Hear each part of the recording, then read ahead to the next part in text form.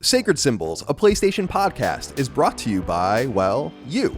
If you want to learn how to support our show, go to patreon.com/laststandmedia.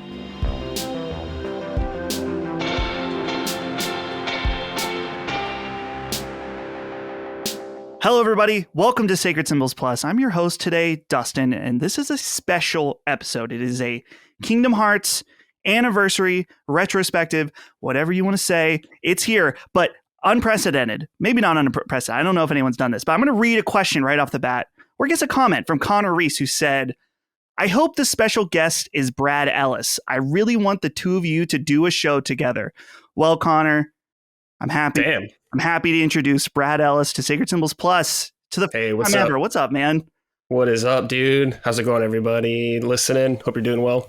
Brad, this is so exciting for me. And I know for a lot of the Sacred Symbols audience, just because I think I've told you before, there's a lot of crossover between our audiences. And this is especially special because I feel like you and I, we're very similar in our gaming tastes and maybe just our overall vibe. I don't know. That's kind of what made us friends. I think that's appropriate. Yeah. Yeah. How long have we been chatting? For like over a year. Well, yeah, I was going to say that we should get into that because I think that people wonder like how did Dustin and Brad get to know each other? But I got to be clear right off the gate. And I've told you this, Brad, to some extent, but the truth is long before I started working for Colin, I was also a fan of Last Stand, of course, but I was also an Easy Allies fan, and I still am an Easy Allies fan. And so this is cool for me to podcast with you, Brad, after listening for so many years. And obviously we've been friends for a while now, but this is cool. I'm very excited. And so the way that I remember is just that I was already following you on Twitter from, like I said, years ago, listening and stuff like that. And I think one day I never saw that you followed me, but I just one day realized you did. I was like, whoa, it feels good to get a mutual follow. Yeah. So, and then I might have messaged you. I think you messaged me first. Yeah. You're just like, hey man, what's going on? A little light flirting there. Just like, hey, yeah. What's up, and we girl? just kind of talked, doing? and then what did we play first? Was it Monster Hunter? I think it was Monster Hunter. I think Monster Hunter. I took you through Monster Hunter World. No, not World. Rise. Rise. Yeah. The PC version. Right. And yeah, went from there. We talk One Piece a lot now.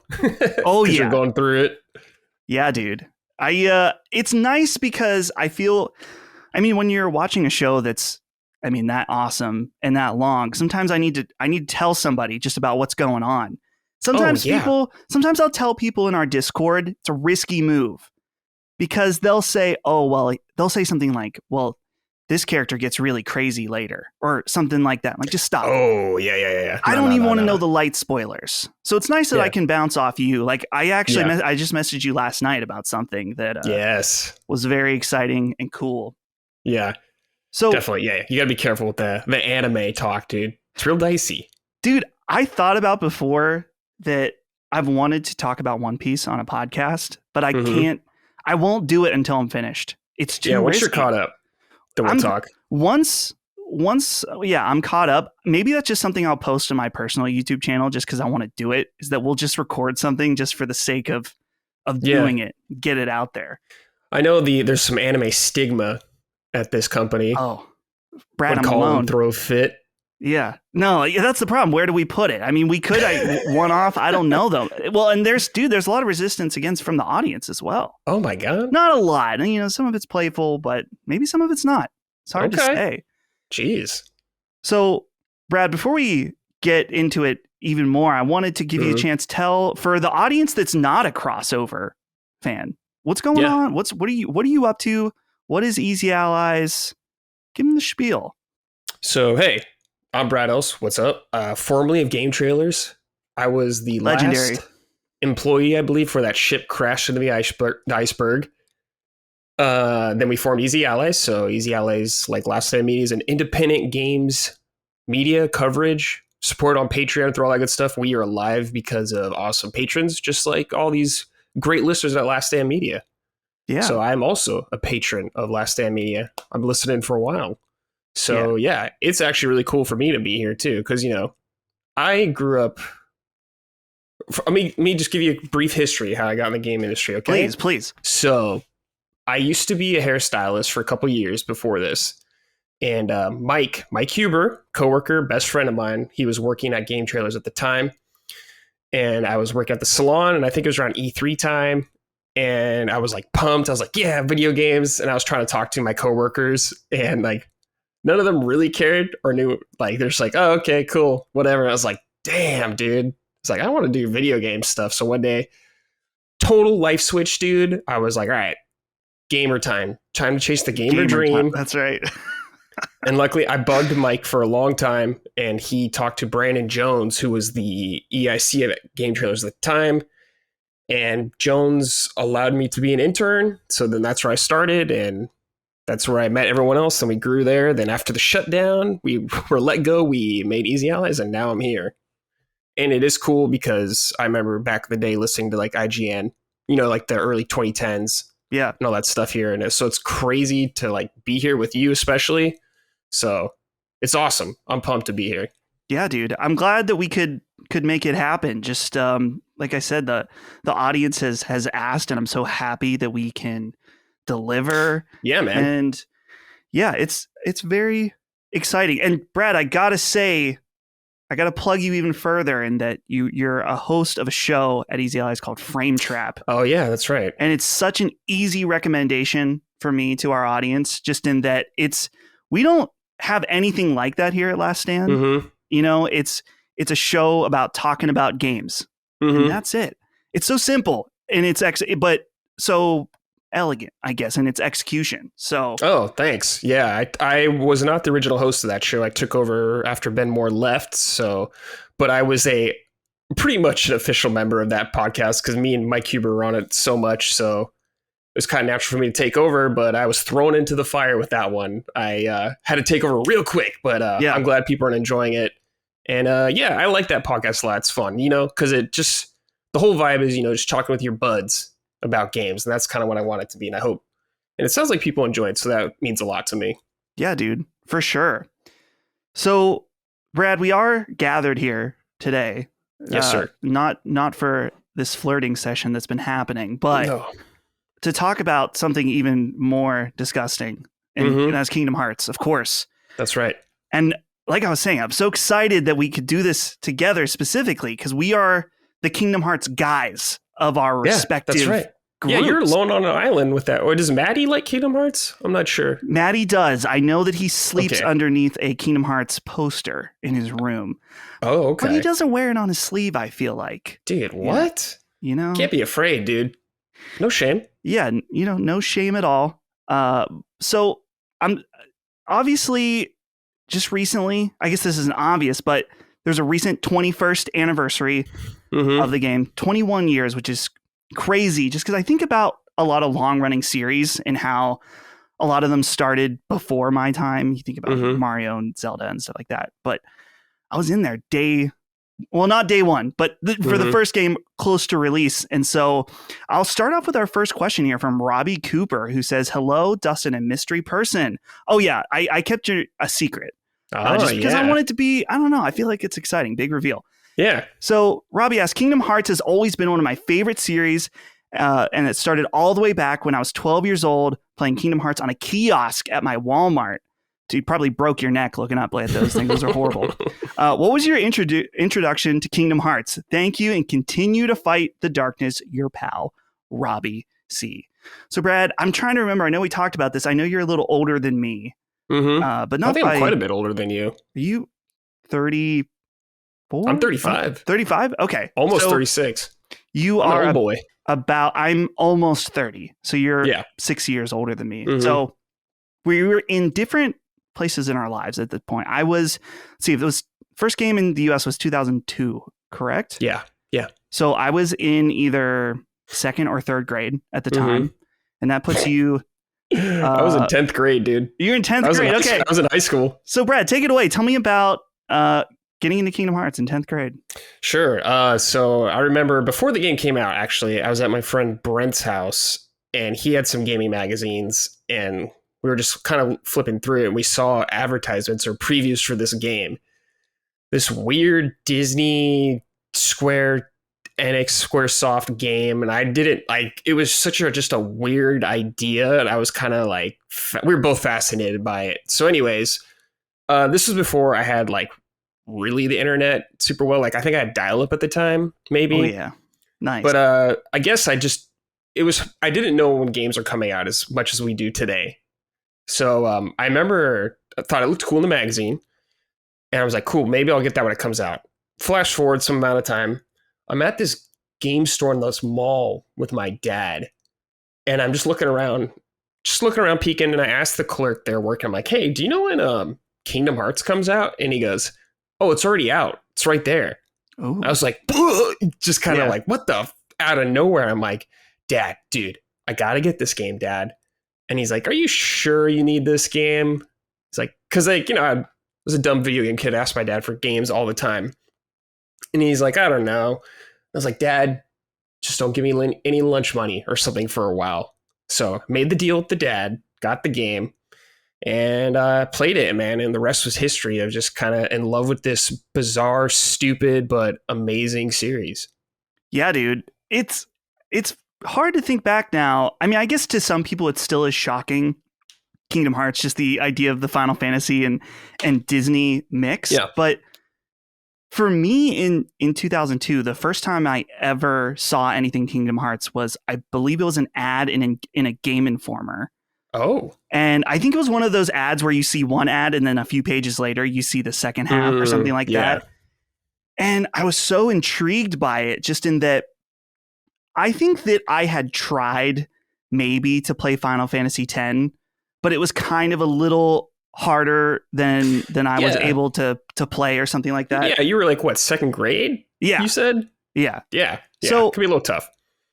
So I was really intrigued by Final Fantasy and JRPGs, but hadn't quite found my stride with them yet. And this looked really intriguing to me. And what's funny about this is that, and I think this may be true for both of us, is that I appreciate Disney stuff, but I don't consider myself especially like a modern Disney fan or part of that fandom. It was just, you're a kid and you like Disney, you like those movies and stuff. Oh, yeah. Yeah, I'm kind of in the same boat. Those anime movies back when we were kids, or when I was a kid, were awesome. Mm-hmm. Lion King, I, of course, grew up, with like Peter Pan.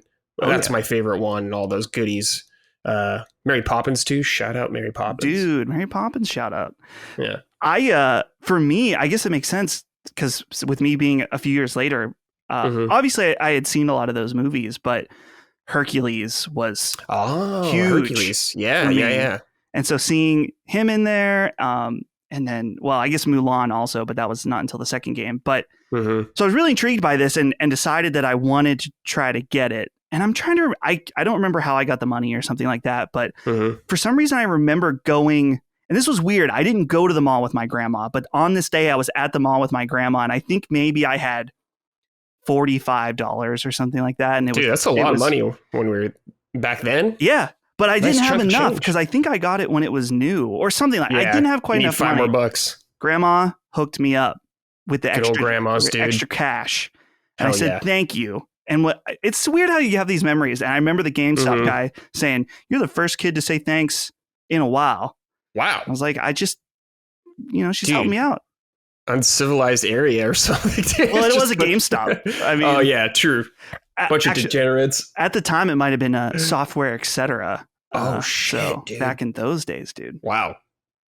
But I mean, immediately, I fell in love with the game, and dude, maybe we'll get into this later. Fuck it, we're just free flow at this point. Yeah. The beginning is so awesome. The simple and clean intro is, I feel for me, such an iconic moment of gaming where it's this invitation to this really mysterious game that even I think with an intro that doesn't even have any Disney stuff in it, it just kind of, I feel like was even more mysterious than a lot of Final Fantasy games. And the song too, dude. Yeah, it was an anime intro. Oh yeah. Dude, that's when you know you're in for a ride, when the game starts an anime intro, especially back then, dude. Whew, hell yes. Yeah. So from then on too, dude, it was, I was in for Kingdom Hearts, and even Kingdom Hearts 2 was a funny situation because I remember that when it came out, I didn't have a PS2 because mine had broke the disk drive. So one of my dad's friends was nice enough to let me borrow a PlayStation 2 for the duration of when I got Kingdom Hearts 2. Whoever that was. Yeah. So that was super sick. And then the long wait began. For the mainline series. Do you remember the first day Kingdom Hearts 2 came out for you? Yes, because I remember feeling disappointed. In 2? I remember thinking I have played this for multiple hours and I'm still in this weird intro part. With Roxas. Dude, you didn't play Chain of Memories, did you? Oh no, I did. Oh, okay. I did. I just remember thinking like, where's Sora? I'm here for Sora. And which in hindsight now, it's funny because I did my replay of all the games before 3 came out. And I had a different appreciation for the Roxas intro. Yeah. Yeah. Dude, I remember when 2 came out, people were pissed about that intro. I remember people were furious because it's a long intro, dude. It's 3-4 hours or something like that. I can't remember exactly, but it's long enough. And a lot of people didn't play Chain of Memories because honestly, a lot of people probably didn't even know it existed at the time.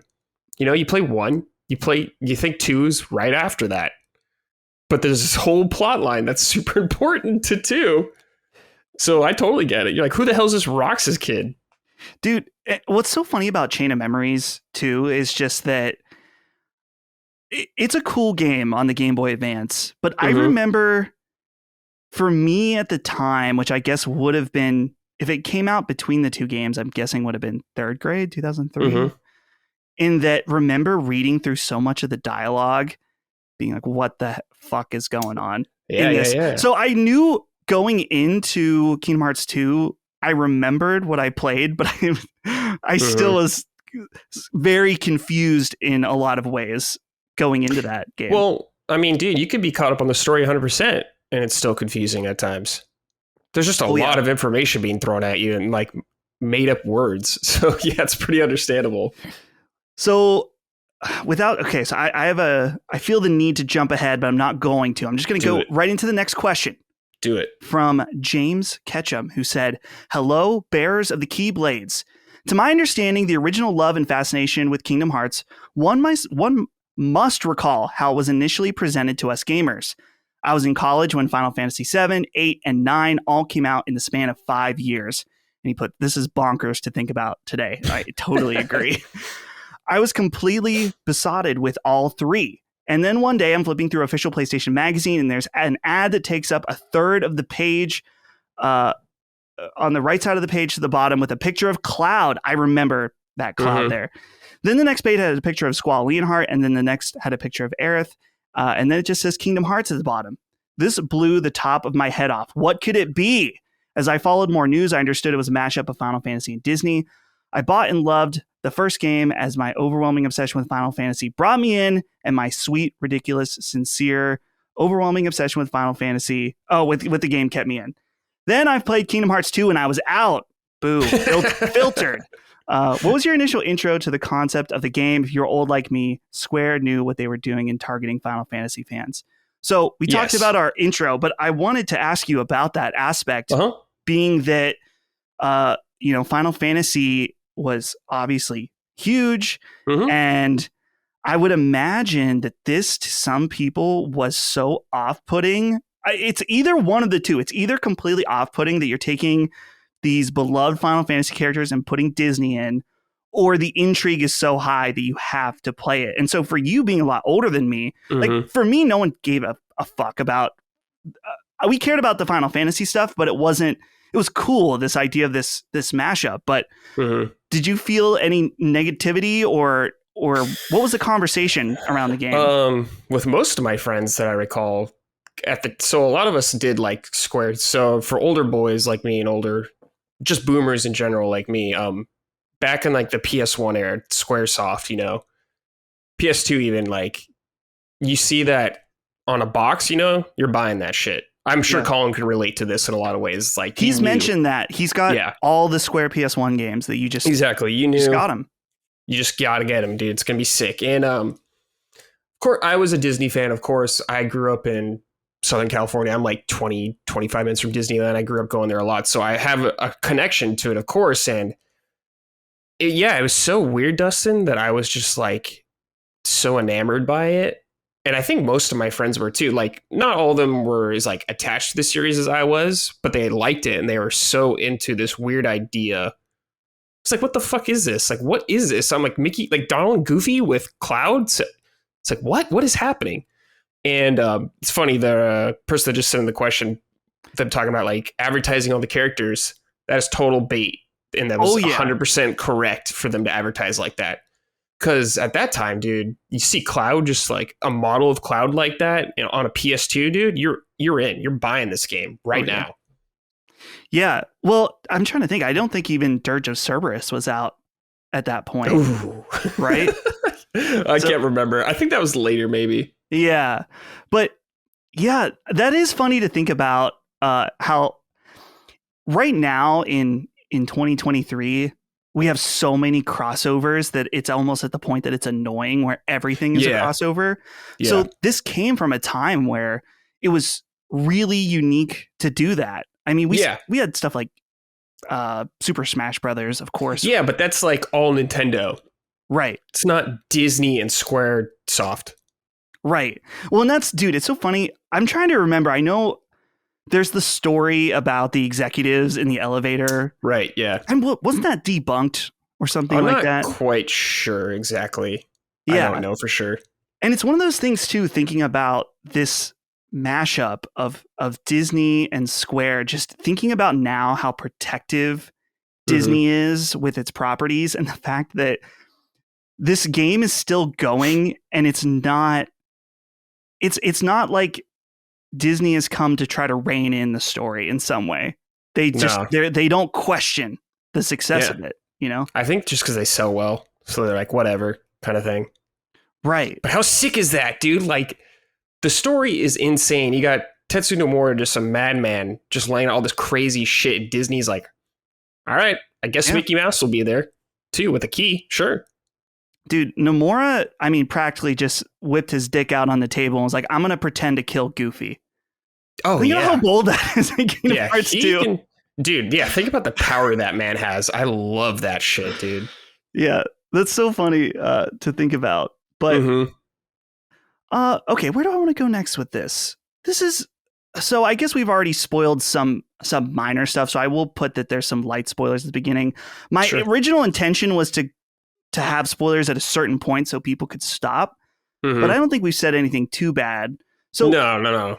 Here's an interesting question from Fozzie Bear, who says, hey, Dustin, and he said, insert mystery guest. So Brad, hey, Dustin and Brad, as someone who hasn't played any Kingdom Hearts games, I'm both intrigued and terrified by the story and lore.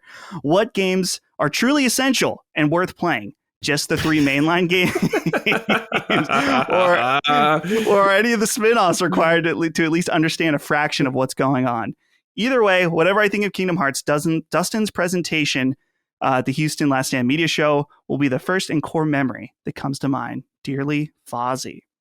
Now, I got to say, I sent Brad the live event before it went live to everybody because I said, well, you had asked me what I picked, and I said, I'm not telling you. You got to just see it. We have never talked about it, except for you responded and said, I see how it is. Yeah. You brought what? Was it Kingdom Hearts 1? No, I just did the series. Oh, the series. Okay, yeah. Yeah, dude, I'm issuing a stand down on that one. I've never done that, I don't think, to you. Or maybe I have, but that's a big stand down. But also stand up, because it's like, I get it. Well, here's the thing to consider, Brad, is that the last time we did one of those events, there was a vote. And I was too academic with Dark Souls. And then I lost to Toy Story 3. Ooh. And I wanted to win. And that's the thing. I get it. And then there was no vote. So I get it, dude. As someone who has to do Hall of Greats a couple times a year and our Hall of Shame, which I love just shitting on a game. Absolutely. Did you see ours, by the way? The one that I got in before? I'm trying to remember because I know I watched the recent Hall of Greats, but I don't know about Hall of Shame. Hall of Shame spoilers, though, for like a year ago. Banjo-Kazooie nuts and bolts, dude. Oh, I did see that. Dude, garbage. Fuck that game. Garbage. I remember buying that game even though I thought it might be bad. And then it was one of those like, oh, yep, it's this bad. Sucks. It sucks. This sucks. All right, sorry, side tangent. Yeah, side tangent. What were we talking about? Oh, yeah, okay. So we were both laughing about this question about which games are truly essential. Oh, right. Yeah. Pretty much all of them. Pretty much. Dude, Brad, that's the thing. I was thinking about this because later there's a question about ranking the games. And straight up, I've not played all of the games. I understand all of them and what the plot are and the different character stuff because I've done the necessary research to understand the story, which some of it I've already forgotten. But some of these games, what's shocking, there's the mobile game, Kingdom Hearts Key, totally essential information. Particularly to the end of Kingdom Hearts 3. There's 3, yeah. I haven't played those either. Well, I played a little bit of them, but I was like, dude, I don't want to play a mobile game. Like, I just did not enjoy that. So I just look up, from all those mobile games, I always just look up the lore, what's going on, because I can't be bothered to do that. But some games are definitely, like, more important than others, I would say. It depends, but they're more important than you would think a lot of the times. Like, when you think of most game series, it's like, nah, you kind of gotta play these or find out what they're about at least. Well, I feel like it came at a time too where there was just less information about games unless you were reading interviews and magazines or something like that, and that it makes complete sense that people thought that a Game Boy Advance non-numbered title is not required because it is so abnormal for something like that to be a main part of a series. But Nomura, again, whipping his dick out on the table, just like, hey, everything counts, basically. Yeah, I thought that game was just a weird port or something like that. Just kind of like, you do retread old ground, of course, to that game, but I didn't know the story was going to be a sequel, essentially. So I remember being very surprised about that. Yeah. So I guess what games are essential? So it's like different parts where the story's going, I guess. For like 3, it's like 3 is the culmination of everything pretty much colliding. So for 3, I would say like all of them, but like one you can totally go in blind. And that's the one I'd always recommend to people to play first, 100%.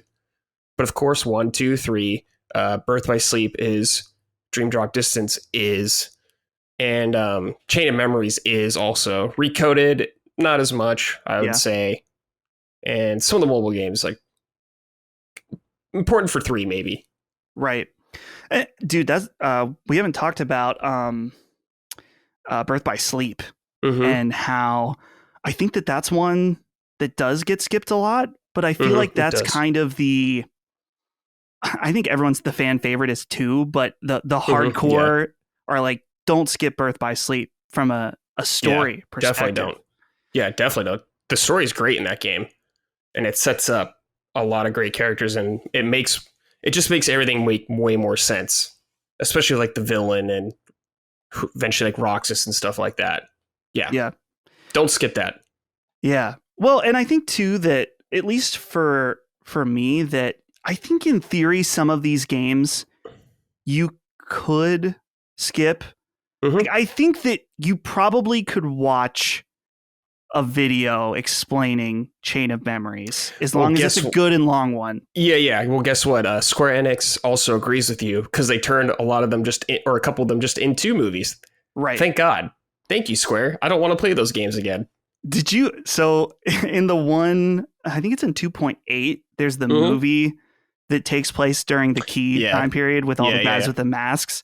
I watched that. I have no fucking clue what happened in it. Yeah. I can't remember. I don't know. And the Master of Masters and all that stuff. Yeah. Oh yeah. That's going to be in 4, dude. That's going to be 4 stuff. I know. Dude, it's so funny. I remember watching that, getting ready for 3. I'm like, none of this stuff is going to fucking matter. Surprise. Yeah. It all matters. Yeah. What's in the box, dude? What's in the box? What is in the box? So, okay, this is a fun question. And we've already kind of touched on this a bit. This is from a great name. Chef Boyard G says, hey, Dustin and guest, could you give us a quick ranking of the games you've played of the series from worst to best? Oh, Also, okay. who is your favorite character? And what is your favorite? Actually, I'm going to skip that part because that's a question later. Thanks so much for doing this. I do the series so much like Dustin. And yes, it is overrated, but who cares? So wait, Kingdom Hearts overrated? Well, Is it overrated? People talk shit on it constantly. That's true. Like, I love it and I talk shit on it. That's the thing. Some Kingdom Hearts fans, though, that was the thing about the presentation. Some Kingdom Hearts fans are, they're not willing to talk shit and acknowledge the craziness. But yeah, Brad, I did prepare you, about 15 minutes before we started recording because I forgot. Give me the basic rundown from worst to best. And you can stop and explain if you'd like. Okay, so I don't have the mobile games on here. Like I said, I didn't really play them that much. So some of these got turned into movies, obviously, but I'm basing these off the game when I played them on DS and stuff. So the worst one for me is Recoded. I did not like this game. This game was the closest to filler to me at the time. The easiest skip, thank God you made it a cutscene square. Yeah. The next one is 358 over 2 days, which is also kind of important for Roxas and stuff like that, lore and his backstory and Axel and all that stuff. But also, I don't want to play that game again. Thanks for making the movie.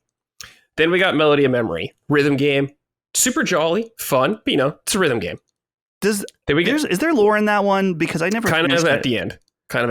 Well, I guess I got to YouTube. Just watch it on YouTube. Yeah, dude. Don't worry about it. If you don't want to like play the rhythm game for the music, then just watch it. Yeah. Then we have Chain of Memories. So I think the story of Chain of Memories is cool, and I like it a lot. But I don't like the card combat. I was never a fan of it. No, thank you. Then we got 2.8 Final Chapter Prologue. So this is the prologue to 3 with Aqua and all that stuff. Kind of cool. Pretty short, but just a little teaser for 3. A little tech demo, if you will. Then we go Dream Drop Distance. This is also important for 3. This is right before 3. A little Sora and Riku action hopping between. Some cool worlds there. Then we do Birth by Sleep. Very cool story. Cool characters. Good stuff. Then we go Kingdom Hearts 1. The original, baby. Just love it. The Goofy, Sora, Donald team up is the best, and it's my favorite. Then we do... So this one changes for me. I'm going to probably replay these all pretty soon, so I'm curious where it's going to change. For right now, I have Kingdom Hearts 3. I love Kingdom Hearts 3 a lot. I know a lot of people don't like this game a lot, but I'll defend it hard if we need to later, and why I think it's good. Okay. Then it's Kingdom Hearts 2. Just because, mostly Kingdom Hearts 2 because of... It has good Final Fantasy fan service in it, and I appreciate that greatly. You're making me rethink my and this conversation has made me already rethink my list in some ways. It's a constantly changing thing. Dude, the thing about 3, I have such mixed feelings on 3. A lot of people do. I mean, really, when I think about the highs of that game, I want to rank it higher. And then I think about stuff I don't like. It makes me rank it lower. Let me throw this out there for you, Dustin. Yeah, Let me see if this affects it, because I think this is a mistake from Square. They showed too much of that game when they were previewing that game. And I think they showed like everything, every world pretty much in that. So when people played it, there wasn't a lot of surprise for a lot of people. And I think they disappointed a lot of people. Dude, I have ripped on them so hard in that first of all, the fact they revealed all the worlds, really annoying. Do you remember?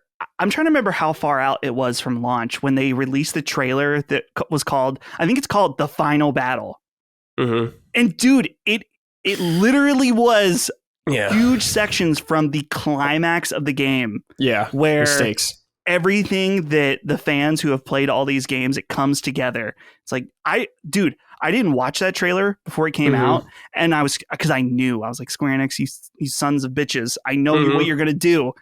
And then when I watched it afterwards, I'm like, well, I'm really fucking glad I didn't watch that. Yeah, that's too much. I don't know why they're showing so much of that. I don't know what they're thinking. Maybe they just were like, yo, this game has to sell or something. Like, I don't know what's going through their mind. But yes, that was a big mistake on their part. So I didn't rank all of them because I only wanted to rank the ones that I really have played. Like, I didn't include... Like, I've never played 358 over 2 days. I've only it's okay. watched the movie. You don't need to. So... my worst is Kingdom Hearts Key, because I did check that out, did not finish it, don't want to play a mobile game. Right. 7, Brad, Dream Drop Distance. Sure, I get it. The thing for me, I think that it's cool. So a lot of the worlds, in particular, I think it's cool that some of the worlds they did for a non-numbered game were really cool. The drop mechanic, really annoying. The switching. Yeah, I could see that being annoying for some people. It doesn't really bother me that much. Maybe like once or twice, I was like, ooh, could have kept going, kind of thing like that. But right, I think everything else just kind of outweighs it way more for me. Let me throw one word at you. One goofy word. Flow motion. Ugh. I remember playing it on 3DS and not finishing it and being like, I don't know. You gotta play it on a console. I remember when I did go back and do my series play again, I was like, man, this flow, I was hoping it would hold up better. The flow motion, dude. Yeah. So those are the only two that I kind of feel more negative about. Sure. So after this, I feel good in that Chain of Memories, Kingdom Hearts 3. Ooh. Then I added 2.8 because I forgot that. I mean, 2.8 is not really a full game, but it's a worthwhile. It's worth tying, I think, into Birth by Sleep, which is my number 3. You like that game more than 3? When I wrote this, I was thinking about the things I didn't like about 3, and that's why I said I wanted to change it because I was thinking about the end and the payoffs. So this is loose. All right. So Birth by Sleep, number 3. Number 2, Kingdom Hearts 1. Number 1, Kingdom Hearts 2. Yeah. That's like the total hardcore weeb pick is 2. 100%. Yeah. People that like talk about the combat and stuff. I just think it had everything. It had all the elements right. You know, it had the combat right. It still had Final Fantasy characters in it that were important. That was good. The worlds felt really expansive. They went to a lot of cool new places, and the worlds you returned to were great. And the story was off the rails already, but it was. Two accelerated that story into madness even more. Yeah. I feel like at the time it still felt a little more manageable because we weren't getting into quite the Master of Masters yet and stuff like that. Yeah. But yeah, I think the worlds in 2 are really sick, especially like Timeless River. I love that world. But I think about this a lot. These old PS2 Kingdom Hearts games, dude. Yo, these worlds are cool themed. These worlds are like tiny and restrictive as hell, dude. That's why one reason I back 3 so hard is the worlds are way bigger, dude. Way more involved. Yeah, dude. And the worlds are way better. Before we started recording, I was thinking about some of the worlds from 3 and Olympia in 3 is so good. Dude, you start at the bottom of the mountain and you make your way up. Yeah, it's so good. Yeah, worlds like that, amazing. To me, so let's talk about 3. Let's deviate here from my notes. Because you're much hotter on 3 than me. And I am than most people. I think I am the minority in this one.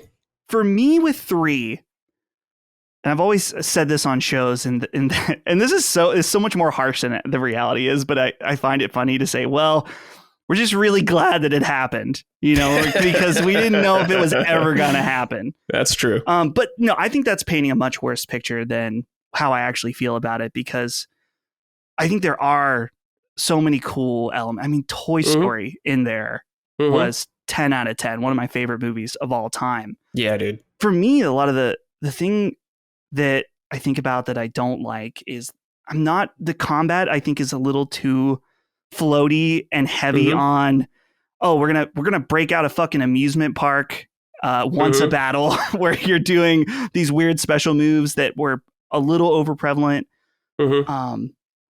So Brad, tell me how you feel about Kingdom Hearts 3 as the minority defender of it. Well, let's talk about, I guess, from the combat perspective. If you're talking like the hardcore combat, like it reminds me of like the Devil May Cry crowd or something like that with combat, who like want that pristine combat. You know, they're like, oh, love 5 and all that good stuff. That reminds me of 2 more. 3 is just way more insane, and it's just kind of like, yo, anything insane, dude, let's just fucking do it. Yeah. And that's what I really like about it. Like, like riding a carousel and just killing dudes, like, that goofy shit I love about Kingdom Hearts, and I think that's totally fun. But yeah, I guess from a combat perspective, I think 2 is probably a little more in depth if you're into all that kind of stuff. But the worlds themselves, yeah, I think just the idea of going through the worlds is so much better. Don't get me wrong, I love those worlds in 2. I love being in those worlds. I love 2 so much. Bro, think about the Pirates of the Caribbean world in 3. Think about that shit. That's like a mini Ubisoft expansion right there. You're fucking sailing That's better around. Than Ubisoft expansion. Yeah, man. you're sailing around on your boat with Donald and Goofy and Captain Jack Sparrow. You're fighting pirate ships. You're just hopping off. You're going exploring islands. That's just like a random world, dude. The Gummy Ship is way better in 3 than any of the other games, too. Yeah. Actually fly around, dude. Do all that good stuff. We got Toy Story, of course, dude. Legendary World, dude. Virum Rex in there. Also that little Nomura's Revenge about Versus 13, dude. Yeah. Pissed. I love that Nomura spite. Let's see. My Frozen, whatever. I'm not like a huge Frozen fan. If I was, I think I'd be more into it. Dude, putting Let It Go in the game, bit much. Yeah. For me. It's a bit much, but I understand why. Because it's just so massive, Dustin. They had to do it. And I bet a lot of people love that. Yeah. I feel like if they didn't do it, some people would be like, why didn't you put it in the game? It's such an iconic song. Yeah. So, Sanford Tokyo, I like a lot too. Big Hero 6. Yes. That was a really great part. I remember, was that world a little shorter than the other ones? Kind of. Yeah. Yeah. It's like open though, more so. Right. The Tangled world, I did like a lot too. You know, Rapunzel like swinging around the hair. Totally That's forgot. one thing I like about 3 a lot too, is the guest characters are with you regardless. You don't have to swap someone out, dude. They're just there with you. I appreciated that so much. But yeah, I think just the worlds blow the other games away. When you're actually going through them, I think it's like without question the best. Yeah. It makes me really, I do need to go back and play through it again at some point, especially now. I'm pretty sure if you play it on PlayStation 5, it plays at like a locked 60. I'm sure. Oh, that's nice. I want haven't to played it yet. Dude, I'm so annoyed. I want to play them again on PC just for that experience, but they're still locked on Epic. And, you know, it's fine. I've bought stuff on Epic, but I want to, you know, it'd be nice. I know, I get it. You want Steam. It's like, I have a Steam Deck. Yeah, You know, it's like, why wouldn't you? You know. Everyone wants it on Steam. I don't know what's going on with that. Dude, Because Final Fantasy VII's on Steam now, so Yeah. remake. I don't know what's going on. I think they're still charging $60 too for Kingdom Hearts 3 on Epic, which is just hilarious. Some of the pricing, I remember when they did like the cloud versions too for Switch. Like the shit's so expensive, dude. It's like ridiculous. Yeah. Dustin, hold on though. We're talking about people having problems getting into this series. You know, it's daunting. Okay. Yes. No series has made it more convenient to get caught up on than them. They put every single thing in one box, dude, pretty much except the mobile stuff, but like everything, dude. It's like, who does that? No one does it. You're lucky if you get a collection with 2 games or something like that. Praise Nomura. Dude, and what's funny thinking about that, but before we started recording, I was telling you a little bit about my plight with Metal Gear Solid 5 and how it's locked on the PlayStation 3 and no one, I guess it's Konami. 4. Oh, 4. Yeah. 4 is locked on the PlayStation 3. No one's willing to do anything. And I was thinking, man, with Kingdom Hearts and Kingdom Hearts 2, pretty sure if I remember correctly, they didn't have the source code for those games. Yeah. They went and extracted it from the disc and then basically had to remake it in a lot of ways. So not only does nobody do that, but the extent that they went to was quite severe in order to make this happen. And maybe Disney like held a gun to their head or something. I don't know. Maybe the mouse was pissed. What do you think? This is an unanswerable question to really know, but I've always wondered, and we touched on this briefly a little bit, but how far does Disney's involvement really go? I think, I want to say, I don't know this for sure though, but I want to say they were like involved with 3 in some way, like overseeing some stuff to like make sure their characters were represented correctly. I think Disney is like involved in that kind of way. Right. And maybe some of the story stuff, maybe just the story stuff in the worlds they're in actually, or if their characters involved with it. Because like the rest, I can't see like a Pixar executive signing off or even grasping what's happening at some of those moments. Yeah. It's I've heard that Disney obviously is very protective of their IP, and that's what makes the series so special is seeing the types of situations and things that happen. Dude, the meme of Woody holding back Sora and then totally roasting I can't remember who it was. One of those dumb one of the A&R guys. Yeah. I think it was like the weird younger Xehanort or something. Just Yeah. roasting him, being like, "You ain't." Yeah, how you're not- sick is that, dude? You got Woody talking shit to someone. Isn't he like you'll never have any friends? Yeah, Like, dude, how tight is that? Like, dude, anyone dude, there's nothing like this. That's why Kingdom Hearts is the sickest thing around, because there's nothing like that. Nothing. So, okay, we brought up Worlds a bunch, and I really like this write-in from Terry Chase Parks, who says, "Hello, Heartless. Quick and easy question for you both. What is your favorite world from Kingdom Hearts games? Mine has to be Nightmare Before Christmas. And where do you hope they'll go in Kingdom Hearts 4? And they say, if you say Little Mermaid's world, they're turning off the podcast. Thank you. Thank you, Terry, for writing in. Yeah, Halloween Town is really Halloween good. Town. Well, Yeah. it's Halloween Town and Christmas Town in the other two. Yeah. For the first game, yeah, it's definitely Halloween Town for me, probably, or Halloween Town, or maybe Wonderland. Wonderland's like kind of goofy and like not technically amazing, I'd say, but I just like boxy it. At Yeah, points. it's definitely PS2. boxy, but I just like the vibe of it. Yeah. Two is tough for me. I need to think about this with 2. What is the sickest world in 2? There's some good ones. Pride Rock's pretty cool. Oh, Christmas yeah. Town is really cool. It's always cool when the worlds when your character changes. Yeah. No. Yeah, I guess it's Timeless River. Timeless River is probably my favorite. Yeah. Dude, Timeless River is probably one of the most creative worlds as far as how they executed definitely. it overall. Definitely. Let's see. For me, when it comes to 2, it's kind of split. I am a huge Mulan fan. I love that movie. I've always loved that movie for as long as it's been out. I've thought it's great. And so I love being in that world, even though I don't think that section of gameplay or the world itself is that impressive. It's just cool to be there. The world that I think is fucking awesome is Tron. The fact that they even Tron did that. in 2? Yeah. Yeah, Tron's sick. Tron just didn't even feel like something that they would, I mean, Go with. at the time, this was before Tron Legacy, and so Tron was like kind of a forgotten old Disney movie that looks like shit. And no, I mean, there were obviously it has fans because they've kept making stuff, but at the time it was low key to kids like me at the time that the game was for. So definitely that was cool. And then, man, you mentioned Halloween Town. I always loved in Halloween Town how you got to go to Oogie Boogie's lair. Oh yeah, dude. Also, amazing boss fight too on the on like the dice or the casino stuff or whatever. Yeah, dude. The dice rolling. Yeah. Super cool. Sorry, we didn't do 3, but 3, dude, is probably Toy Story. That's mine too. I love Toy Story. So yeah, how could you not pick Toy Story, dude? Because you start Andy's room, dude. Then you go outside in the neighborhood. Then you go to like the toy store. Yeah. Chef's kiss. Dude, that was pretty. It was a neat way that they figured out there that they thought, okay, we can't do an open world for each world, but we can do something that at least feels big, open and expansive. Yeah. That the toy store was so cool. Yeah, man. So as far as what would we like to see? And we're going to talk a little bit about, let's keep it to Disney right now.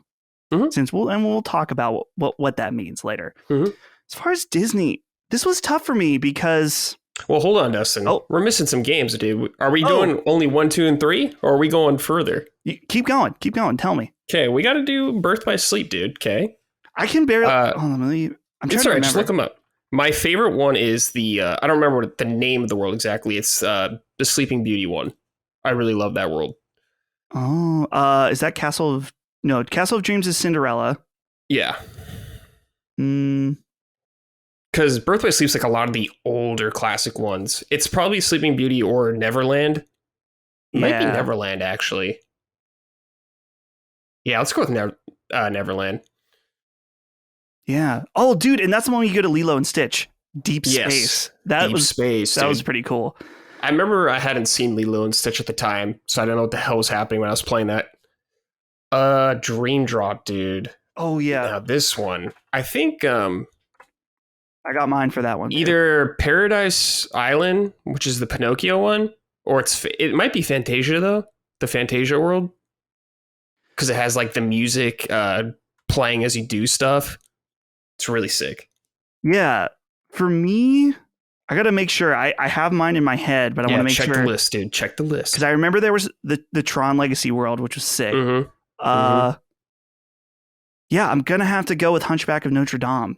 Okay, sure. Because I love that movie growing up. You know, that was a classic. Yeah, Quasimodo, dude, got the. Oh shit, Dustin. Dream Drop Distance, dude. It's the Musketeers world, man. Yeah, dude. I'm looking at that now. The country I just of the forgot Musketeers. about that. Holy shit, that one's sick, dude. I love that world. That might be the best for me. Yeah, dude. I forgot there's a Disney Castle world in that game too. Man, it's been a while. But yeah. So, okay. I'm trying to think. We've sufficiently covered the games that matter. Yeah, back on track.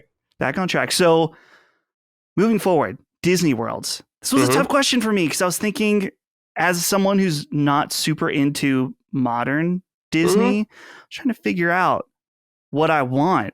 I got a really obscure one here, Brad. I don't know if you've seen it. And they would never do this. Atlantis. Which I felt like was one of the Atlantis is obscure. It's so cool, though. I haven't seen that movie in years, but I remember thinking that movie was so cool. I don't know how they would do it. I guess they could do I'm trying to think. Maybe would you journey to Atlantis with I think the character's name is Milo, right? I feel like you'd have to a little bit. Yeah, that's like the whole movie or a big part of the movie. The other one thing I wrote was that they could try to dip into some live action stuff with Max Keeble's Big Move, Kingdom Hearts World. Anything goes, with the future of this game. Yeah. So, Brad, absolutely. What are you thinking about New Worlds? I want Star Wars. I think Star Wars is primed to do something. Where they do it, anywhere but the prequels, please.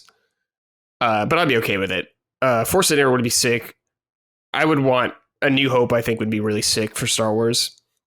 I feel like it'd be the newer ones, though, probably, I assume. I'm not a big fan, but I could see it being kind of cool in Kingdom Hearts is Marvel, like teaming up with Iron Man or some shit like that. That could be cool. I think Sora would be super into that, too. Like superheroes and stuff. I think those seem kind of likely to me, one of those two. I think Nomura is a big Marvel fan, or was, at least at some point. Dude, imagine if they had the snap and you see like Donald and Goofy get erased. Yeah, dude, that'd be sick. That would be pretty sick. Okay, I've been kind of against. I mean, you've heard me on the show. I'm not into Marvel at all anymore. Right, same. I would want it to be the original era, of course. And so, dude, the snap. Yeah, that's something interesting. I wonder now that Disney owns Fox, if that would open up even more, because I just went and looked like what properties now Disney technically owns, and like, I mean, for Hubert, a lot. They own Avatar. Oh my god, Avatar would be so goofy. I'm into it, dude. I think. Oh my god, that'd be awesome. Technically so now, okay, they also own Ice Age as part of Fox. They own you fucking like Ray Romano talking to Goofy. Shot for the Heartless or something, or like Wazama or whatever. Dude, oh my god, is the sloth, dude? Man, Simpsons World, no. Family, Family Guy World. Weird. Let's make that happen, dude. Dude, Family Guy World would be upsetting. Kingdom Hearts, that would be upsetting. That would be cursed. Truly, at this point, who cares? Cursed. Fuck it. Yeah, make it happen. That's true. That's true. That would, dude. Okay, we're battle hardened, Brad. We've been through this. Nothing is surprising anymore to us when it comes to Kingdom Hearts. Do the Family Guy World, Nomura. Do it. That'd be something. I'm not wishing for it, but if you could pull that off somehow, I'd clap. I'd clap for that. So, Brad, let's get back into the story for a bit, because I think that's the story. Really is. I feel like it's the core thing that draws people to and away from the series. Yeah, it is. I have to start with this write-in from Kevin Komaki. It says, how do I explain the story to my fiance? She asked me what it's about, and I stumbled about 3 minutes before giving up. You give the briefest of cliff notes possible for the story. You have to like lie to them. You don't tell them. You have to be sneaky about it. You just make it seem very like as broad as possible, the least complicated as possible. But then you get them in there. Then they get hooked, Dustin. Then they're trapped. And it's over, dude. That's how you get them. And that's why starting with Kingdom Hearts 1 is so perfect, because everything is manageable. Yeah, it's manageable. And it's so good that you want more. Yeah, exactly. That's the point. I mean, I guess we had that right in earlier that said they were out on Kingdom Hearts 2, which again is just insanity. But gotta hook them with that first game. Yeah, it's time for the audience to have a revisit. 4's coming up. Time to revisit.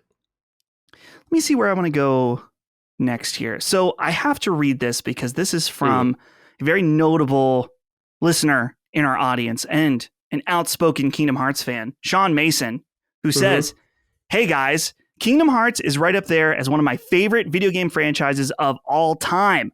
The moment I played the first game, I was instantly hooked. From the characters to the combat, this game is a stunning example of what a magnificent video game can be. I do not agree on the notion that the story is difficult to understand." Sean, you're losing me, even as a fan. "Most of the game story can be played on one console." True. "The extra story from the mobile games can be easily accessed via a short summary or a YouTube video.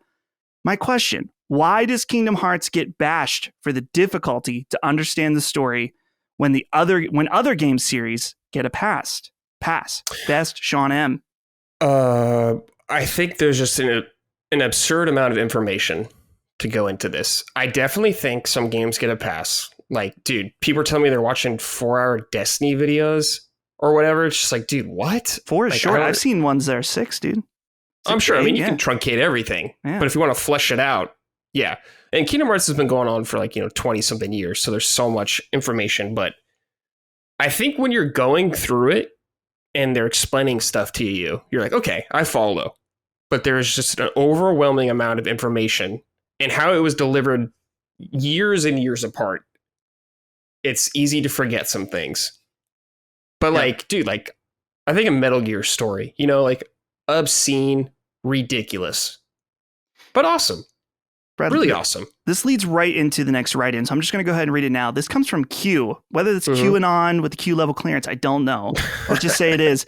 Q says, "Hello, Dustin and mystery guest. My question to you both is, why do you think Kingdom Hearts gets so much shit for having a convoluted narrative when something like Metal Gear doesn't seem to get as much flack? Both have clones of main characters, insane plots that require some side games to get the most of it, and games that jump around its timeline. I could be wrong, but it seems like Kingdom Hearts takes the full brunt while Metal Gear Solid skates by. This isn't to say Metal Gear Solid doesn't get shit on, just not nearly as much as Kingdom Hearts, in my opinion. Would love to hear your thoughts. Thanks for all you guys do, and have a great weekend." I believe, I'm going to say it's a lot of it's like visual of it and the tone.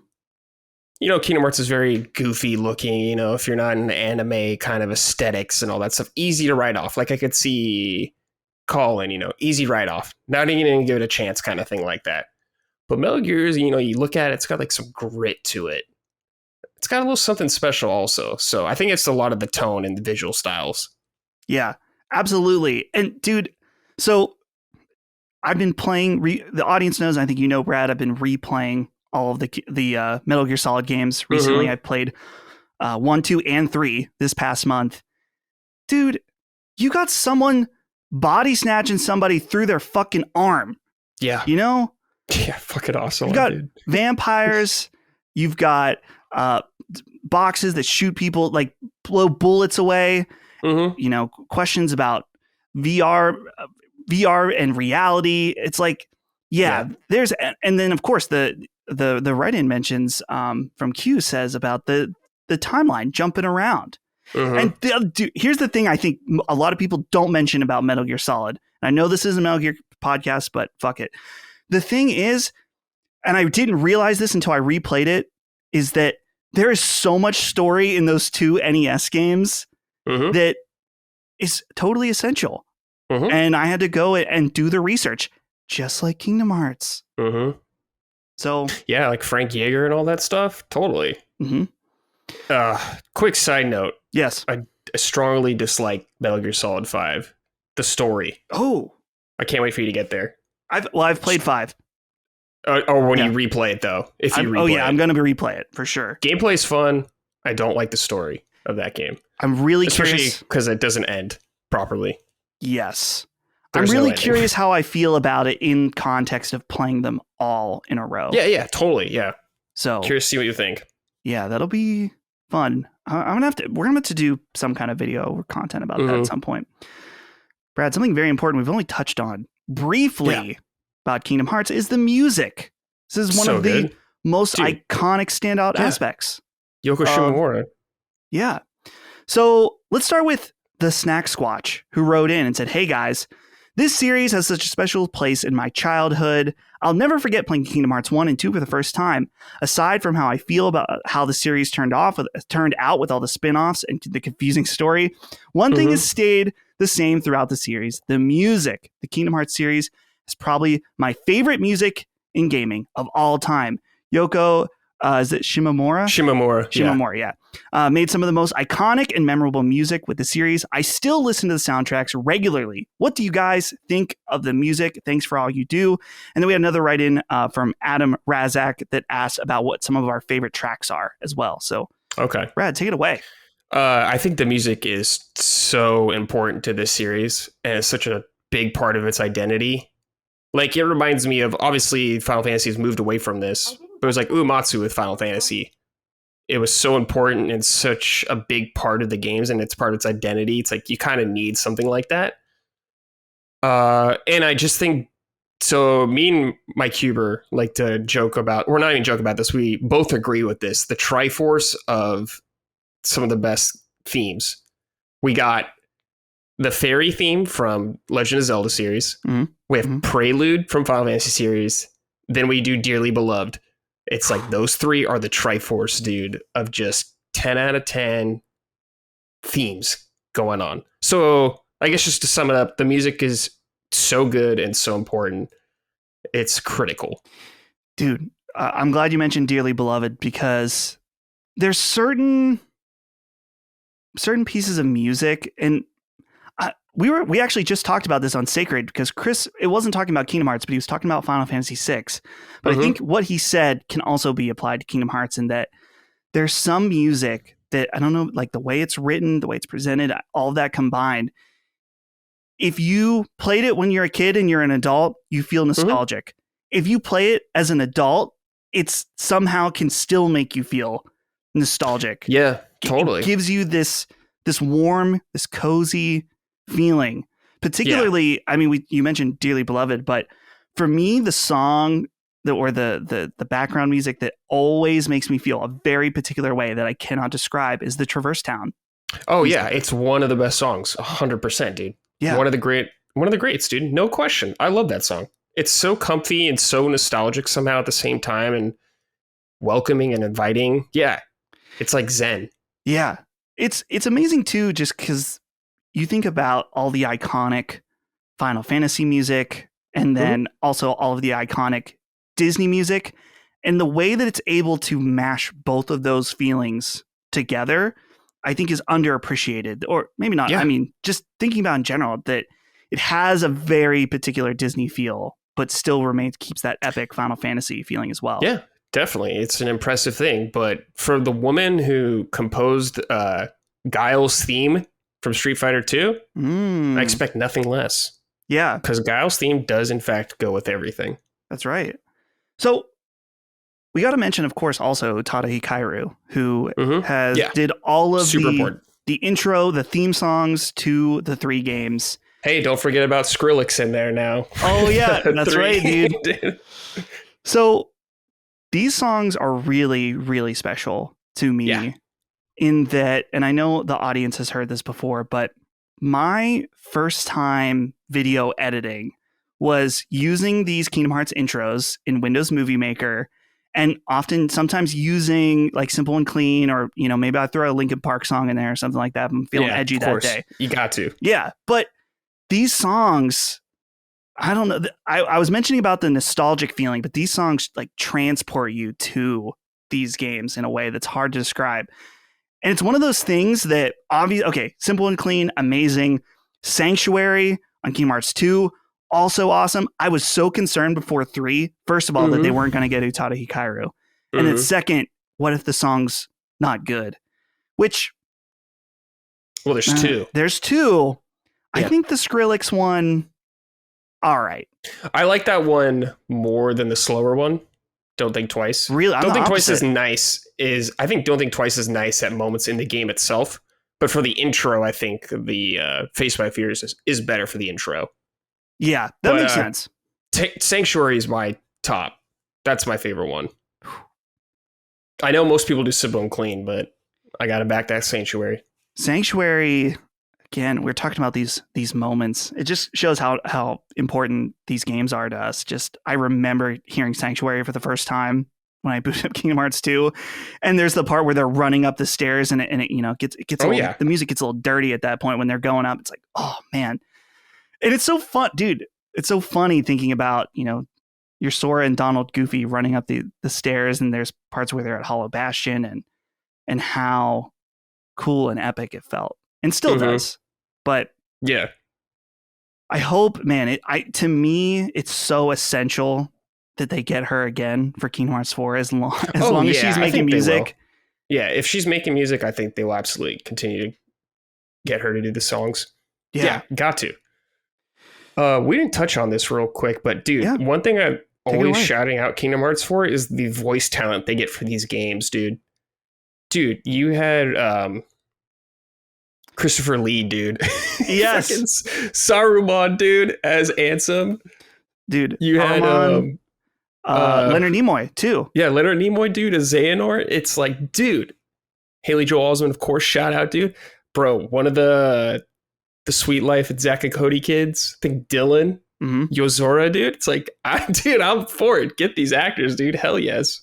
Dude, I would love to get Haley Joel Osment on Sacred Symbols. I've tried to figure it out. I was thinking, is there like an agent number that I could figure out? I've never tried to reach anyone that's actually famous. So that would be so sick. So if anyone knows a way that I can reach out, please reach him. Let me know. Like, tough to get, dude. I feel like he's under lock and key probably about a lot of that stuff. That's with true. Disney and Square. Yeah, that's a good point, because he doesn't even do interviews with IGN or anything like that. But maybe he's a Sacred Symbols fan. Maybe someone else, dude. Yeah. But yeah, dude, it's so funny bringing up some of the like high level talent.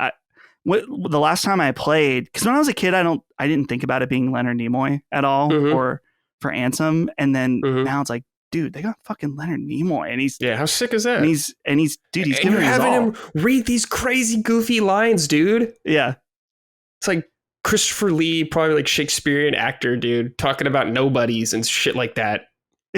It's like, you just gotta wonder what they think about. What do they think this game is about, or they're just like this fucking anime bullshit. Yeah, my grandkids like this, I'll do it. Yeah, or something like that. Something that I'm trying to think of the other things that I wanted to mention, just because I have a few future of Kingdom Hearts questions that we can wrap up with, but I feel like there's other stuff that we didn't touch on, like the summons being Disney characters is super cool. Super cool. It really, unique idea with how they do that. But I guess to extend that as well, thinking about all the characters you fight with. You mentioned how awesome it was in Kingdom Hearts 3 that you can have those characters with you and you don't have to trade out. Because that was always the struggle for me. It's like, dude, I'm in the Tarzan world. I want to fight with Tarzan, but at the same time, I don't want to swap out my boys. Yeah, you don't want to swap out the boys. So I'm trying to think, though, is there any favorite summons you can think of? Summons always take a back seat usually for me. And some of them, I remember, I think it was in the first game or one of them, Tinkerbell was good. Oh, yeah. Because she healed you. I remember Simba also in 1. Chicken Little, dude. Yeah, Chicken Little in 2. 2? Yeah. I'm trying to remember all of them. It's been a while. But yeah, those are the ones that stand out in my brain, I guess. Brett, I have to ask you about the relationship here between our main characters, Sora and Riku. And you mean Naruto and Sasuke? Don't start with me, Because Brad. that's what it is. No Naruto. Not on this show. That's what it is. None of this. That's what it is. So, Sora and Riku, when I replayed these games a few years ago, it was shocking to me because in my head, when I was a kid playing them, I always thought about Sora and Kairi. You know, she's kind of the love interest. And particularly in the first game, more of a focus for Sora. And it's annoying. I don't know. To me, it's interesting about this story about these two guys and this rivalry that's also, you know, brotherhood in some ways, in that they care about each other, but there's also, I mean, particularly in one, like this kind of standoffness as well. I feel like it's a really special thing that they created with these two characters. So I don't know if there's any thoughts you have there. No, yeah, I agree. I love their relationship. Definitely, they were, of course, good friends in one, but they were rivals 100%. And one was kind of about getting Kairi back in her heart and all that stuff. Then two is more about Riku and finding Riku and all that kind of stuff. Riku being like punished Riku at the moment, you know, and the other body, then reuniting. But it's like Sora. I love Riku and Sora a lot. And I always loved that Riku always feels like he has Sora's back super hard. He's always looking out for him. Sora's more goofy and dumb in a lot of ways. Yeah. And Riku's much more calm, cool, collected, and he always has Sora's back, but he's like, you can tell they're best buds 100%, and they love each other. Yeah. And Kairi also, to an extent, they all care about each other, and I really appreciate that, because Kingdom Hearts is all about bonds. That's what it's all about. Bonds with different characters in their hearts. Right. And dude, I think that's too one of the reasons why I think that Birth by Sleep is so important, because those three characters in particular, they are almost, they're somewhat similar to our, I mean, I guess that's the whole point of the story, is that they're kind of this mirror version of our main three, but going through a much more tragic situation. Yeah, it's kind of like if they failed almost. Yeah. Almost like a what if scenario where it didn't turn out as good. Yeah. And even just thinking about failing on multiple accounts and each dealing with a lot of crazy situations, thinking about Terra, like that's one of the, you know, it's easy to joke about, oh, Kingdom Hearts and the body snatching situation is over the top. It's really fucking sad when it actually happens. You're like, whoa, this dude is like lost his life and this evil guy took his body. It's pretty crazy. Yeah, it is when it actually happens. Heavy, dude. Definitely. I'm trying to think, Brad, before, not that I'm quite ready to wrap up, but I'm trying to think if there's any other main things that we didn't go over. Yeah. Any thoughts? Quick question. What's your, I know there's a lot. Any Keyblades that you are fond of? Someone wrote in about that and I forgot to write it because I skipped ahead, but my go-to was always the Oblivion Keyblade, the black Keyblade. Obviously, you know, getting the Ultimate Weapon is fun. Oh my God, I love the Ultimate Weapons. Super cool. Those are almost too easy to go to, I think. Yeah. But I've always really liked the Oblivion Keyblade. Yeah. I'm trying to remember the other ones though, because I think the themed ones can be really cool too. From the different worlds. Definitely. My favorite, dude, it's always just the original, the Kingdom Key. Yeah. Just the simplistic design of it. I just love that Keyblade. The Ultimate Weapons, also, like you said, are really sick, dude. And I always liked Oathkeeper. Oathkeeper was awesome. One I always really liked too. I'm trying to think about, like, I liked some of their Keyblades in Birth by Sleep, like some of the Keyblades they had. Yeah. Specifically, I remember I liked Terra's a lot. I don't remember what it's called, but lots of good stuff. Dude, I forgot about the getting the Leon Keyblade, the Lionheart Keyblade. Yes, dude. That one's pretty cool, too. Yeah, that is sick. There's like a Chocobo one, too. Yeah. Man, there's so many. It's funny because I feel like it wasn't that long ago that I played these, but now that I'm looking through so many. The one with the crab claw is pretty fun. Yeah. They're so goofy. Yeah. It's pretty good. I really liked what they did in Kingdom Hearts 3, where I remember correct me if I'm wrong. In Kingdom Hearts 1, basically a Keyblade was like a level up in some ways. In that, Yeah, it would just be like stronger usually, but I think towards the end you have a little more flexibility. Yeah, and then 3 they changed it that the Keyblade is a different. It's like a different form. Yeah, so you didn't have to feel stuck with one because of its stats or something like that. So yeah, but yeah, so let's go ahead and let's move into some of the future of Kingdom Hearts, just because. Oh man, we got to touch on this. So I guess before we get to the future stuff, thinking about the lead up to Kingdom Hearts 3, the initial E3 reveal with the trailer with Sora on the beach, was that the same year that they announced 15? Oh, was it? I think so. They showed those 2 trailers back to back, Yeah. I believe, when 13 Versus became 15. Yeah. Where 15 looked way cooler than what it actually became, unfortunately. Yeah, because I'm getting all confused because I remember the initial trailer, and then I remember the re-reveal, which I think was that legendary E3. The re-reveal, was that the legendary E3 with like 7 Remake? Maybe? I can't remember because I just black out everything except that usually for that year. Yeah. And Shenmue. But man, it's so funny. I remember immediately after Kingdom Hearts 2, there was like a website I would go to that I think was kh2.com, and then they had kh3.com. It's like, oh man, Kingdom Hearts 3, it's going to be awesome when that comes out. And then the PS3 comes out. Like, man, Kingdom Hearts 3 on the PS3 is going to be so cool. It's just an entire generation. Yeah, Dustin, I remember when I beat 2, I was like, dude, man, I have to wait like 3 or 4 years, man, for the next one. Little did I know. Yeah.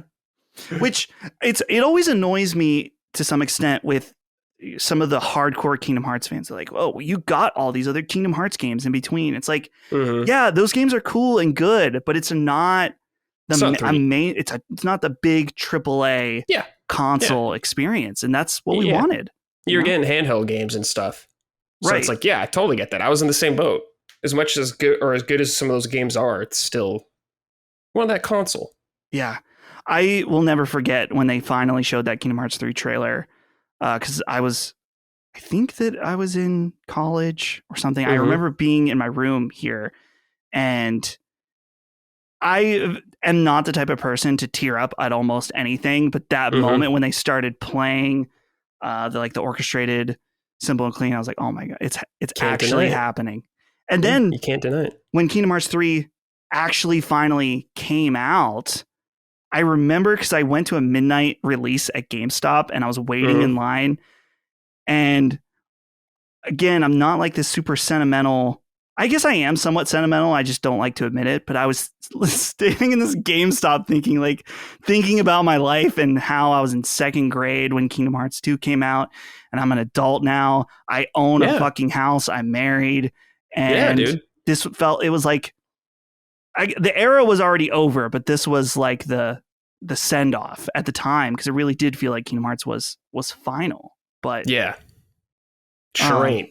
But, no. Oh yeah, it was a moment, definitely. I remember booting it up for the first time and thinking about me just going through the years where I was when each game came out. Yeah, definitely. I'm trying to remember. There's the game trailers retrospective. Was that before your time there? Was that? Yes. Okay. So the only thing I think I helped on, there was some Kingdom Hearts videos I did work on, because at the time of game trailers, no one knew Kingdom Hearts. Like when I was there, except Damiani. Damiani knew it, but he was newer to the series, I think, or hadn't played all the games at the time yet, but he knew the series quite well.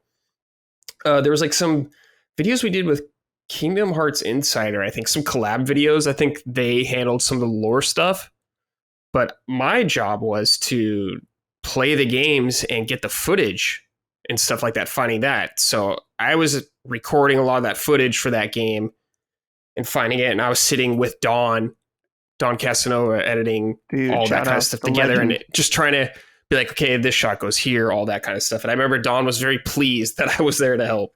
Yeah. Dude, here's Brad. You did the Dark Souls retrospective. I did. Are you going to do at some point, man? Maybe closer to 4. Maybe that's the time.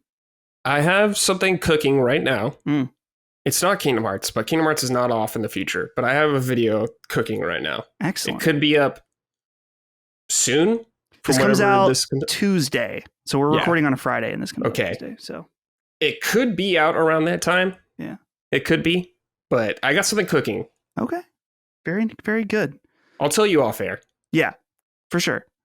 So let's talk about the future of Kingdom Hearts, because there is very much a future that has been announced. Our first write-in from Daddy T on this topic. Hey guys, with the future of Kingdom Hearts seemingly going in the direction of Nomura's original vision for Final Fantasy Versus 13, which was a notably darker looking entry in the series, do you think Kingdom Hearts will follow in this darker tone as well? Obviously not Sora breaking some poor soul's neck with his legs, but in general, maybe Goofy gets guillotined at some stage. Wow. So, I would say for the Disney aspect, probably not. Like, I don't think Goofy or Donald are ever gonna die. Mickey, not gonna die. No Disney character's gonna die, kind of thing. But I do believe they're correct in the themes and stories of Versus 13 going on. Because from 4, I guess we know what we've seen of 4 is the, I guess, spoilers for Kingdom Hearts 3 in general. So be warned, okay? That Sora is kind of like in the afterlife right now. Where he's at is the afterlife, which is just fucking Tokyo, or essentially. Japan's the afterlife in that world. And in the afterlife in the Kingdom Hearts world, it looks like our world. Like much more, like Tokyo. Much more realistic, including how he looks. Yeah, he looks more realistic. Yeah, definitely. So I think, like, you see in the VRM Rex thing from 3, a lot of those shots in the Yozora. Yozora is Noctis, pretty much. So you see a lot of similarities, definitely. You're going to see Versus 13 themes, I think, more in 4, for sure. Yeah. That whole situation. Especially Dustin, because he did Final Fantasy VII Remake. Yeah. And it was such a hit, so, like, he can just flop his dick on the table and do whatever he wants. Yeah, dude. Yeah. I'm glad that we've both used that phrase multiple times now this show. Because feels good. The whole Versus 13 situation is so interesting to me, just in that there was like this era where Nomura was kind of down bad, where this game didn't work out, where Versus 13 didn't work out, and Kingdom Hearts was kind of like on this long hiatus, other than the spin-off games. And then, like you said, just roaring back with Final Fantasy VII Remake. And then, of course, Kingdom Hearts 3, despite overall how people feel about it, a huge commercial success. Oh, yeah. So huge.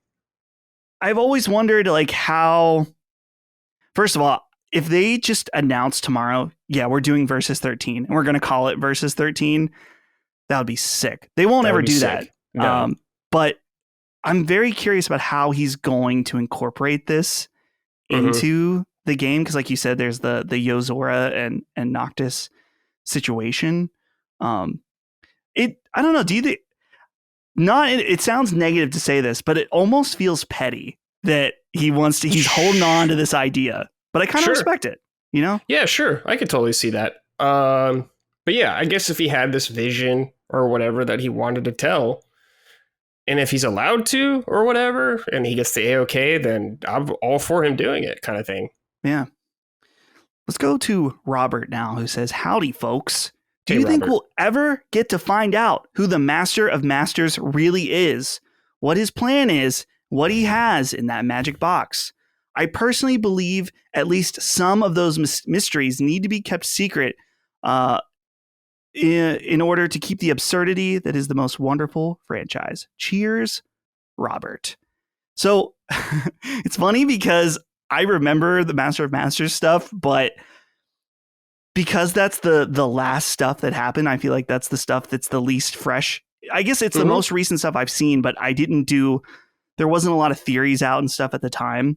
So I might need a refresher if you remember. This was one of the henchmen ends up being the Master of Masters at the end. Again, spoilers for Kingdom Hearts 3, but we see, I forgot his name, but it's like Zigbar, essentially. Zigbar. Zigbar has the box that was left to him. And he's the guy that's like, I'm half Xehanort already. Yeah, I'm already Xehanort. Yeah, love that shit. So Kingdom Hearts up to this point has been the Dark Seeker saga, which is Xehanort. all that stuff. So in 3 and a little before that, the mobile games were getting teases and eventually leading into the next arc, whatever this arc's going to be called, the Master of Masters arcs. I don't know what it is, but yes, we will learn more about all this stuff. I don't know about everything in the next game, but we will start to learn more information about this kind of stuff. Yeah. 100%. Yeah. The Master of Masters thing, I gotta be honest, it's a little off-putting to me, especially because I just think of that movie that they attached with the masked dudes and how not entertaining or exciting that it was. So the fact that that's the direction from that perspective is not exciting, but that Kingdom Hearts 4 trailer that we got was so intriguing. Almost to the point where, I'm going to stop because we have writing questions about this exact thing. Let's go to Mighty Max, a bit of a long one, but I think it's worth reading all of it. It says, "Hello, Sacred Gang. While it's true that over the years, the story of Kingdom Hearts has become more and more convoluted and hard to follow, I've never stopped loving the franchise. This is mostly due to the strong and addictive combat loop, as well as the sense of wonder and magic I get when visiting some of my favorite Disney worlds. The unique combination of Final Fantasy and Disney characters, particularly strong in the first 2 games, was a big draw for me. It was even more powerful back then when we were still feeling the strength of the PS1 Final Fantasy days, with Cloud and Squall being quite popular at the time. Do you think one of the reasons Kingdom Hearts 3 was less than well received was because of the lack of Final Fantasy Disney crossover we had come to expect and love from the earlier games? Is it simply the complex story that lost people? Would we want Square to bring Clive, Cloud, and Noctis into Kingdom Hearts 4 to try and recreate that connection, or should they let it go, pun intended, and focus only on the Disney worlds and characters? Very excited to hear this particular episode of Sacred. All the best to you both." And so, I think this is a good direction to frame this, just in that we've already seen a tease that I feel like is a surefire lock that it's Star Wars in the trailer, where you see the ATST foot, or is it an AT-AT? I don't remember. ATST. It's an okay. So I was right. You see the ATST foot. It looks pretty clear to me, but at the same time, we're seeing a much darker focus as well. That it's clear that Nomura wants to take Kingdom Hearts in a new direction, and I think the feedback was loud and clear about Final Fantasy being absent from Kingdom Hearts 3. Yeah, definitely. How do you feel, I guess, predictions about where it will go and what you would like to see? Sure. So with 3 in particular, I of course missed the Final Fantasy characters. I wish there was more of them in there.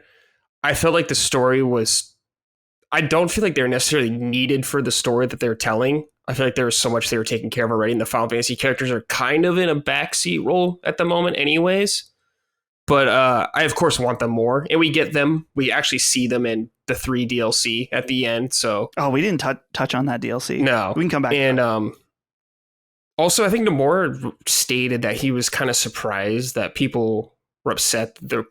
He was surprised by how people were disappointed about Final Fantasy characters in there. So I think he's going to address that kind of in the next one. Yeah. And I would love to see Clive in all these Final Fantasy characters. I would love to see Final Fantasy characters have more of a major role, but they are secondary usually in the series. But I would love to see them. I think I heard the argument once for Kingdom Hearts 3, and I actually kind of agree with this, even though I don't like the truth, is that Kingdom Hearts 3 had so much to wrap up in original Kingdom Hearts characters. I mean, particularly if you think about the end and how many different battles and conflicts that need to be resolved, and you have 3 different versions of characters and 3 different Rikus and stuff like that I kind of understand the perspective of thinking, well, maybe Final Fantasy characters is going to get a little crowded, that we kind of want to focus on what we've done here. Yes, I think so too. I think that was Nomura's thinking, but it's like, you could have squeezed it. You could have squeezed in a couple. You could have done it. Yeah. And I wish you did. But ultimately, at the end of the day, I think wrapping up the plot lines was more important. Yeah. But still, you could have fit it in. Since we brought it up, I wasn't going to, but I gotta say, that Remind DLC, I'm not saying that it's bad, but it was definitely a bad value. I think it was It like was too expensive. $40, and then most $30. of it was 30, and then a lot of it is retreading the last part of the The end. game, and then Yeah. boss rush.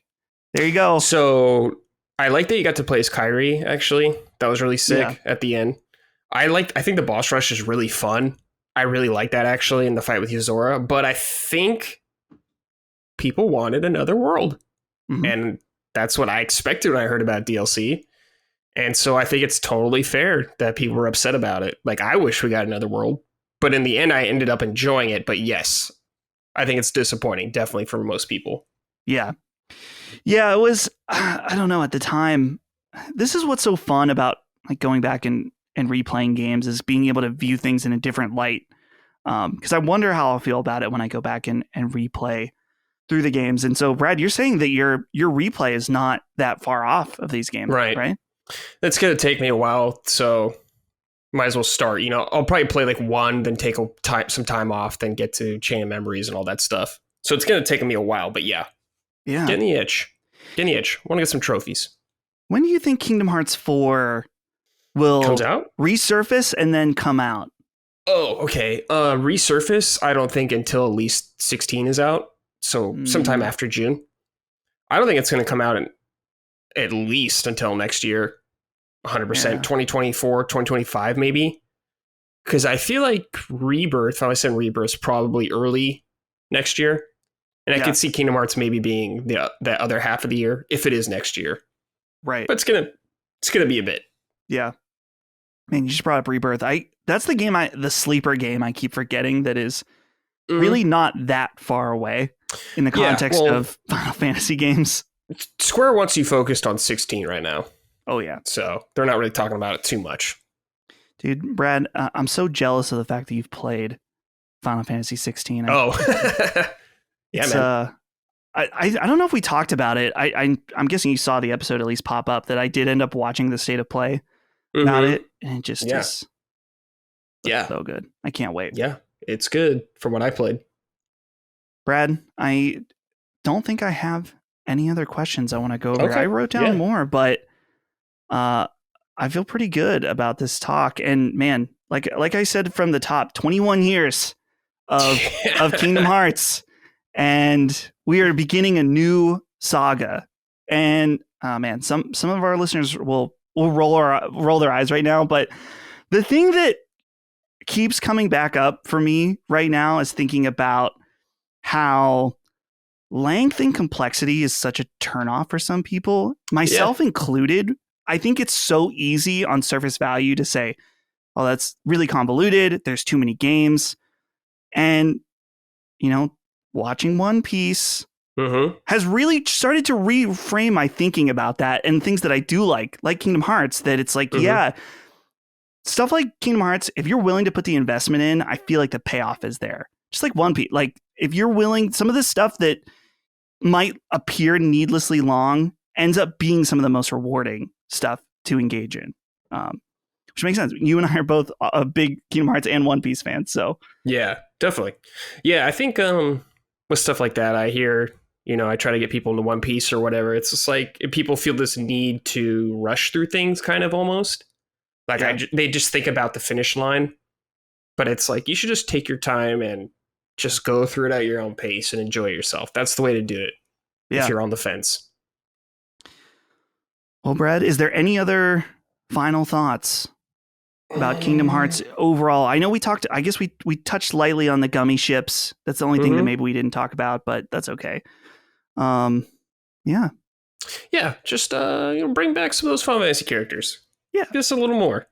No more, give us some cool, like, especially we haven't gotten any characters really from the NES and SNES era. Yeah. Like we had Cypher from 6, but that's about it. Yeah. A little more of those. I think I heard you say it's on some show that you guys did that you're like Jack from Final Fantasy Jack Origins. Garland? Dude, Yeah, Jack Garland. Yeah, dude. Dude, imagine Jack Garland Heartless. Yeah, interacting with Goofy. Yeah, just like punching out Sora. Yeah, dude. Yeah. That's what I want. Absolutely, dude. That would be good. That'd be Stuff. sick as fuck. Yeah. Bring back the Final Fantasy characters and just it's been said 3 times, but for a good 4th time, Nomura, you did Final Fantasy VII Remake. You can whip your dick out and do whatever you want. Mm-hmm. I mean, at this point, we've said that so many times, Nomura might be a sex offender. But maybe if that's the price we got to pay for the Final Fantasy VII or the Final Fantasy characters in the game, that's the price we got to pay. So, Brad. Yeah. Quick shout out, though. Also, we didn't even talk about this because I forgot completely. Is big shout out to the World Ends With You characters being in Dream Drop Distance, because I like that series a lot. So if we get to see some of them appear in 4, especially because it's in Tokyo, or fake Tokyo, like the World Ends With You. Yeah. Make it happen, dude. Yeah, dude. That was a nice pull when they did that. That was cool. Yeah. So, Brad, thank you so much for coming on Sacred Symbols Plus. This has been super fun, and I'm glad that we could finally meet together and talk about something awesome. And hopefully we'll do this again at some point. I mean, I don't know, maybe we've done a Dark Souls retrospective, but because that's the other thing that you and I are totally simpatico on is Dark Souls and Elden Ring, of course. But yeah, we'll have to do this again sometime. Yeah, maybe post 16 or Elden Ring DLC or something. Yeah, something like that. We'll figure it out. So before you go, Brad, tell people where they can find you and the different things that you do with Easy Allies. Sure. Yeah. I guess if you want to find me on Twitter, I'm at Bradley Ellis 87. If you want to follow me there. You can find us on YouTube, just Easy Allies, all that good stuff. We got reviews. I just put up my Jedi Survivor review recently. If you want to check that out, of course, check out Frame Trap on there, the podcast I host, bi-weekly show, because it'd be cool to make it weekly, Dustin, but frankly, that's way too many games to play. Yeah, it's tough. I can't do that much. That's too much. But yeah, that's where you can find us if you're interested and want to check out what we do. Yeah, you guys are keeping it held down with the traditional style reviews, which I gotta say, man, I appreciate so much, just in that I love YouTube and I love the creator space where someone can do a really long review. I don't want that. For me personally, sometimes for me, I guess I'm more traditional in just that I want to know what's good, what's bad, and don't tell me anything else. And that's what I like about what you guys do with your reviews, is that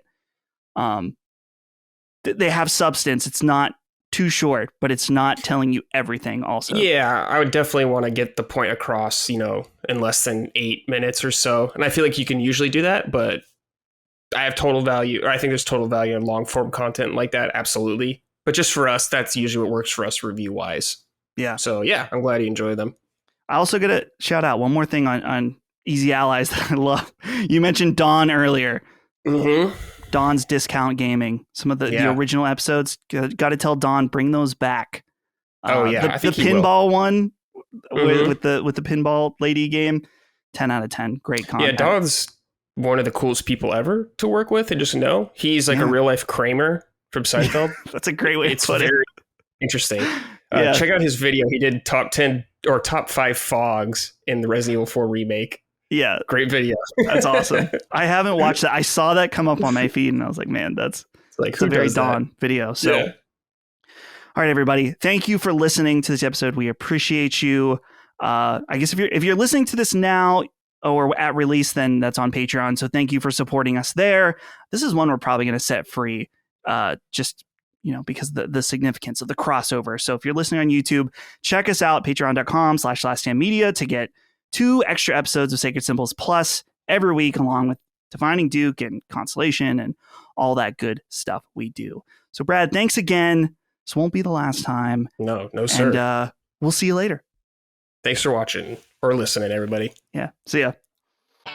Sacred Symbols, a PlayStation podcast, is a product and trademark of Last Stand Media and Collins Last Stand LLC, and is proudly recorded in the USA. The show is conceived by, is written by, and is directed by me, Colin Moriarty. My co-hosts are Chris Raygun Maldonado and Dustin Furman. The show is produced by executive producer Dustin Furman. It's edited by associate producer Ben Smith. All of Last Stand's theme music is by my best friend, Ramon Narvaez. As you know, all of Last Stand shows, including Sacred Symbols, are fan-funded on Patreon at patreon.com/laststandmedia. The following names are at the producer level on Patreon, our highest tier, and we're grateful for your thoughtful and kind contributions to our independent endeavor. Thank you.